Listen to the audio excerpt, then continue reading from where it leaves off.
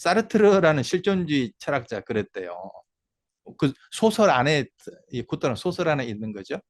바닷가 어디를 갔더니 어,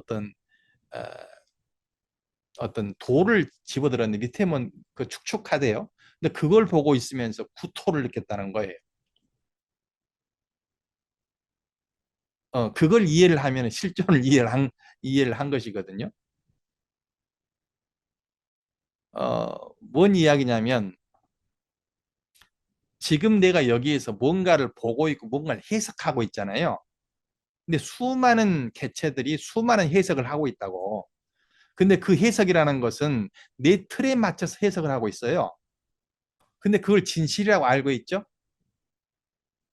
사르트르가 그 돌을 딱 집어넣었을 때 이것이 내 앞에 존재하잖아요. 근데 실제 존재하는 것이 아니고 내 틀에 맞춰서 존재한다 보여주는 거예요. 그러니 얼마나 허망해. 그러니 이렇게 거짓으로 어처구니 없이 이렇게 존재하는 이것 자체를 보고 이 존재하는 것 자체, 실존하지 못하는 이 자체를 보고 구토가 일어났던 거예요. 이 말 이해가 잘 안 되죠. 이 말이 이해가 됐을 때 실존을 이해를 하고 인생의 방황이 끝나게 돼 있거든요.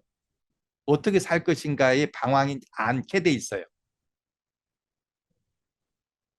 근데 이것을 알아듣기가 제 경험상 녹록지 않더라고. 자, 그래서 내가 대상을 알고 있어요. 근데 알고 있는데 내 어떤 수많은 윤회의 틀 속에서 그걸 보고 있다는 거예요. 그리고 그것을 내가 진실을 알고 있고 반응하고 있다는 거죠. 저는 어린 시절 때 그런 현상을 보고 엄청난 구토를 일으켰어요. 너무너무 고통스러워서 수없는 세월 동안을 혼자서 눈물을 흘리면서 살았어요. 일단 이걸 이해를 해야 돼요. 이걸 이해를 하는 것이 즉 12처를 이해를 한 것이거든요. 12처 일천이라.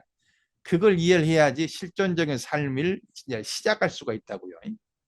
제가 며칠 전에 지대방에 올렸던 곰 이야기 있죠? 거울을 보는 곰.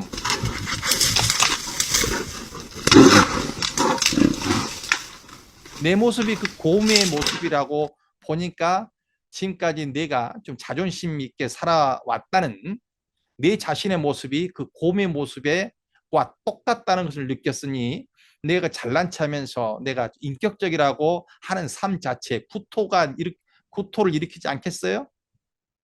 내가 좀 그럴듯하게 좀 자존심 세우면서 조금은 고상한 사람인 줄 알았더니 그 곰이 그 거울 속에 비친 자신의 모습을 보고 화들짝 놀라는 그 모습, 그 수준 그대로가 나의 모습이라는 걸 알아버린 거야.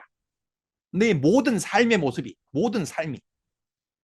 한순간도 빠짐없이 그 모습으로 살고 있는 거야.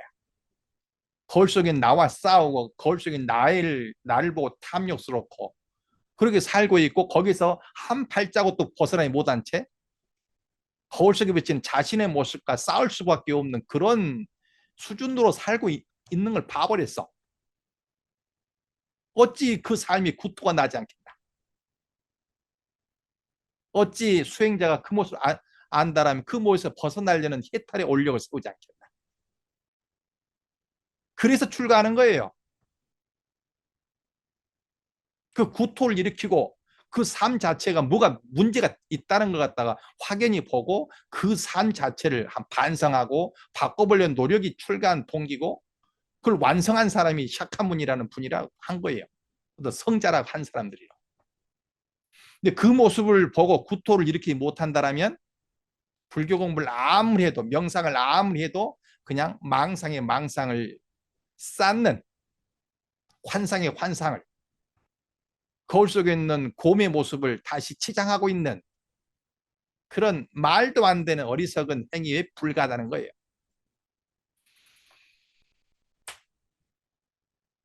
어렵지만 반드시 통과해야 되는 통찰의 과정입니다. 그러한 삶에서 벗어나는 그 과정으로서 차크라 명상과 사마타, 윗바사나 명상이 당연히 해야 되는구나 라고 알게 되었을 때 누가 시키든 않든 이 수련을 하게 되는 거예요.